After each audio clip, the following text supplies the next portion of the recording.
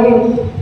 मूर्खांच्या चित्ताचं आराधन करणं शक्य काही केल्या करू शकत नाही. मग वेगवेगळी उदाहरणं काय दिलेली आहेत, काय सांगितलेलं आहे? प्रसह्य आणि मुद्धरेण मगर बंध द्रष्टांकुरा समुद्रमपि संतरेत प्रशरन् पूर्णिमाला तुला भुजंगमपि कूपितं शिरसि पुष्पवदधारे न तु प्रतिनिष्ठं मूर्खजन चित्तं आराधे.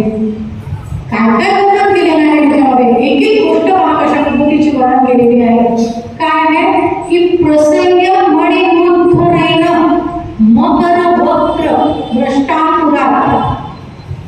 उदाहरण सुद्धा मी सांगितलं की निसर्गातल्या वेगवेगळ्या गोष्टींचं उदाहरण. आता प्राण्यांचं जर उदाहरण घेतलं असतं तर दुसरा प्राणी सापडला असता, पण त्याचं सुद्धा नियोजन किती पहा, मगर किती तिथे.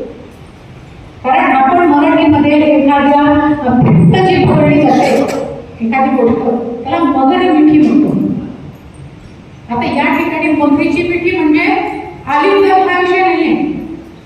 काय आहे, तिचं जे तोंडात ती पकडते त्याला म्हटलेलं आहे की अतिशय मजबूत असते आणि त्या मगरीच्या तोंडातला मणी काय करतो आहे, काढणं शक्य आहे.